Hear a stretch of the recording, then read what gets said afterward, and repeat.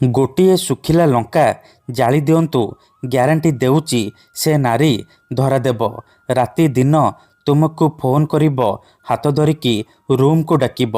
ଆଜ୍ଞା ହଁ, ଆପଣ ସମସ୍ତଙ୍କର ଇଚ୍ଛା ଥିବ ନିଜ ପସନ୍ଦର ଝିଅକୁ ପଟେଇବା ପାଇଁ, ସୁନ୍ଦରୀ ପଡ଼ିଶା ଘର ଭାଉଜକୁ ପଟେଇବା ପାଇଁ, ତାଠାରୁ ନିଜର ମନ ମୁତାବକ କାମ ହାସଲ କରିବା ପାଇଁ। କିନ୍ତୁ ଇଏ ଏତେ ସହଜ ନୁହେଁ। ଏଥିପାଇଁ ଆମର ତନ୍ତ୍ରଶାସ୍ତ୍ରରୁ ମୁଁ ଆଜି ଆପଣଙ୍କ ପାଇଁ ସବୁଠାରୁ ସହଜ ଘରୋଇ ବଶୀକରଣ ନେଇ ଆସିଛି। ଏହି ବଶୀକରଣ ଯଦି ଆପଣ କରିଦେଲେ ନିଜ ପସନ୍ଦର ସୁନ୍ଦରୀରୁ ସୁନ୍ଦରୀ ଝିଅକୁ ଅତି ସହଜରେ ପଟେଇ ପାରିବେ, ତାଠାରୁ ନିଜର ମନ ମୁତାବକ କାମ ହାସଲ କରିପାରିବେ। କେବଳ ଆପଣଙ୍କୁ ଗୋଟିଏ ଶୁଖିଲା ଲଙ୍କା ଜାଳିବାର ଅଛି। ଏହି ବଶୀକରଣ ଏତେ ଶକ୍ତିଶାଳୀ କି ଯେଉଁ ଝିଅ ବା ବିବାହିତା ନାରୀ ଉପରେ ଆପଣ ଏହି ବଶୀକରଣ ପ୍ରୟୋଗ କରିଦେବେ, ସିଏ ସେହି ସମୟଠାରୁ ଆପଣଙ୍କ ଆଡ଼କୁ ଆକର୍ଷିତ ହେବାକୁ ଲାଗିବ। ପାଗଳୀ ପରି ଆପଣଙ୍କୁ ଭଲ ପାଇବାକୁ ଲାଗିବ। ଯେଉଁ ଝିଅ ଆପଣଙ୍କୁ ଭାව ଦେଉନଥିଲା, ସେ ଝିଅ ନିଜେ ଆସି ଆପଣଙ୍କ ସହିତ କଥା ହେବ, ଆପଣଙ୍କୁ ଭଲ ପାଉଛି ବୋଲି କହିବ।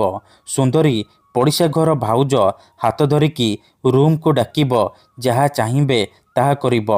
ନମସ୍କାର ଫ୍ରେଣ୍ଡସ୍, ଓଡ଼ିଆ ଫଣ୍ଡା ଚ୍ୟାନେଲକୁ ଆପଣମାନଙ୍କୁ ସ୍ୱାଗତ। ଆଜିର ଏହି ଭିଡ଼ିଓଟିରେ ମୁଁ ଆପଣଙ୍କୁ ଶିଖେଇବି ଗୋଟିଏ ଶୁଖିଲା ଲଙ୍କାରେ ଆପଣ କିପରି ଝିଅ ପଟେଇ ପାରିବେ। ଏଥିପାଇଁ ଆପଣଙ୍କୁ ବେଶୀ କିଛି କଷ୍ଟ କାମ କରିବାକୁ ପଡ଼ିବନି, କିମ୍ବା କୌଣସି ପ୍ରକାର ମନ୍ତ୍ରତନ୍ତ୍ର କରିବାକୁ ପଡ଼ିବନି, କିମ୍ବା କିଛି ବି ପଇସା ଖର୍ଚ୍ଚ କରିବାକୁ ପଡ଼ିବନି।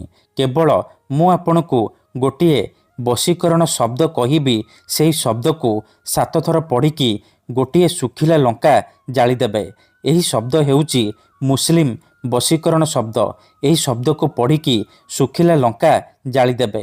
ଗ୍ୟାରେଣ୍ଟି ଦେଉଛି, ଯେମିତି ଆପଣ ଏପଟେ ଶୁଖିଲା ଲଙ୍କା ଜାଳିବେ, ସେପଟେ ସେ ଝିଅ ବା ନାରୀ ଉପରେ ପ୍ରଭାବ ପଡ଼ିବା ଆରମ୍ଭ ହୋଇଯିବ। ଯେପର୍ଯ୍ୟନ୍ତ ସିଏ ଆପଣଙ୍କ ପାଖକୁ ଆସିନି, ଆପଣଙ୍କ ସହିତ ସମ୍ପର୍କ ରଖିନି, ସିଏ ଖାଲି ଛଟପଟ ହେବ। ଏହି ବଶୀକରଣ ସାହାଯ୍ୟରେ ଆପଣ ବର୍ଷ ବର୍ଷ ଧରି ଭାଙ୍ଗି ଯାଇଥିବା ପୁରୁଣା ପ୍ରେମକୁ ମଧ୍ୟ ଫେରାଇ ଆଣିପାରିବେ। ଶାଶୁ, ନଣନ୍ଦ, ଦିଅର, ଭାଉଜ କାହାକୁ ବି ନିଜ ବଶରେ କରି ତାଠାରୁ ନିଜର ମନ ମୁତାବକ କାମ ହାସଲ କରିପାରିବେ।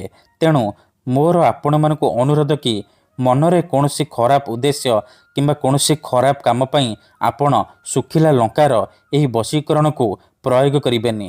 କାହିଁକି ନା ମାତ୍ର ଥରେ, ହଁ ଫ୍ରେଣ୍ଡସ୍, ମାତ୍ର ଥରେ ବଶୀକରଣ ହେବା ପରେ ସେ ଝିଅ ହେଉ ବା ସୁନ୍ଦରୀ ପଡ଼ିଶା ଘର ଭାଉଜ ଆପଣଙ୍କ ପ୍ରେମରେ ଦିବାନୀ ହେଇଯିବ, ଆପଣଙ୍କର ଗୁଲାମୀ କରିବ। ଆପଣ ତାକୁ ଯାହା କହିବେ, ଯେମିତି କହିବେ, ସିଏ କରିବ। ତେବେ ଏହି ବଶୀକରଣ ବିଧି ଆପଣ କିପରି କରିବେ, କେମିତି କରିବେ, ଶୁଖିଲା ଲଙ୍କା ଆପଣ କିପରି ଜାଳିବେ, ମୁଁ ଆପଣଙ୍କୁ ଶିଖେଇବି। ସମ୍ପୂର୍ଣ୍ଣ ପ୍ରୟୋଗ ବିଧି ଠିକ୍ ଭାବରେ ଶିଖେଇବି। ଜାଣିବା ପାଇଁ ଆପଣ ଭିଡ଼ିଓଟିକୁ ମୂଳରୁ ଶେଷ ପର୍ଯ୍ୟନ୍ତ ଧ୍ୟାନ ସହିତ ଦେଖନ୍ତୁ। ଅଧାରୁ ଛାଡ଼ିକି ପଳେଇଲେ କିମ୍ବା କାଟି କାଟି ଦେଖିଲେ ଆପଣ କିଛି ବି ବୁଝିପାରିବେନି। ପରେ ଆପଣ କମେଣ୍ଟ କରିବେ, ଗୁରୁଜୀ ଆପଣଙ୍କର ବଶୀକରଣ କାମ କରୁନି। ତେଣୁ ଭିଡ଼ିଓଟିକୁ ମୂଳରୁ ଶେଷ ପର୍ଯ୍ୟନ୍ତ ଧ୍ୟାନ ସହିତ ଦେଖନ୍ତୁ, ପ୍ରୟୋଗ ବିଧିକୁ ଠିକ୍ ଭାବରେ ବୁଝନ୍ତୁ। ତାପରେ ଆପଣ ଏହି ବଶୀକରଣକୁ କରିବା ପାଇଁ ଯିବେ। ତେବେ ଯାଇ ମୁଁ ଆପଣଙ୍କୁ ଗ୍ୟାରେଣ୍ଟି ଦେଉଛି, ଆପଣଙ୍କର ବଶୀକରଣ 100ରୁ 100% କାମ କରିବ। ଆପଣ ଯାହାକୁ ଚାହିଁବେ ତାକୁ ପଟେଇ ପାରିବେ।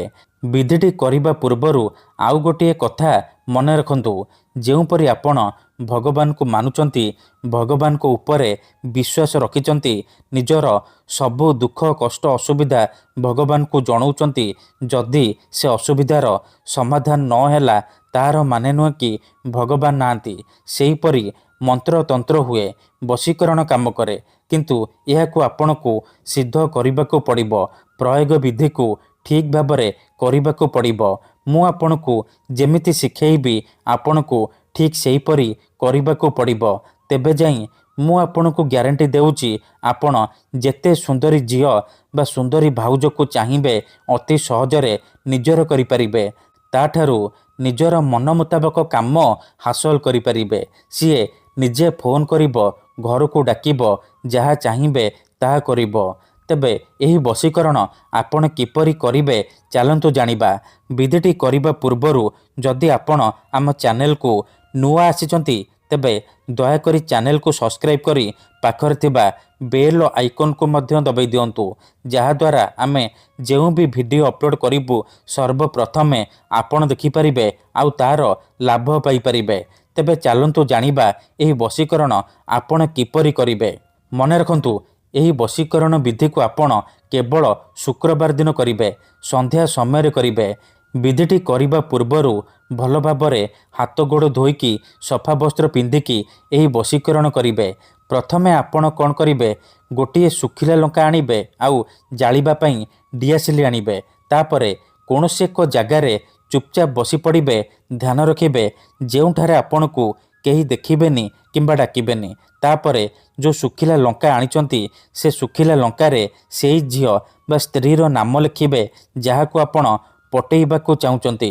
ତାପରେ ସେ ଶୁଖିଲା ଲଙ୍କାକୁ ନିଜ ସାମ୍ନାରେ ରଖିବେ ଆଉ ଆଖି ବନ୍ଦ କରିକି ସେଇ ଝିଅ ବା ନାରୀକୁ ମନେ ମନେ ଭାବିବେ। ତାର ମୁହଁକୁ ନିଜ ମନରେ ଭାବିବେ।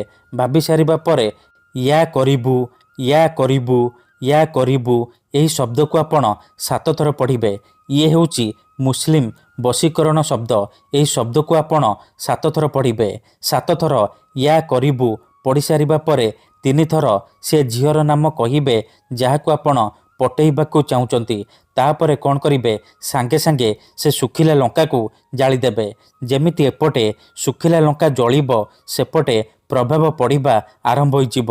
ସେ ଝିଅ ହେଉ ବା ବିବାହିତା ନାରୀ ଆପଣଙ୍କ ଆଡ଼କୁ ଆକର୍ଷିତ ହେବାକୁ ଲାଗିବ, ଆପଣଙ୍କର ସବୁ ଇଚ୍ଛା ପୂରଣ କରିବ। ଧନ୍ୟବାଦ।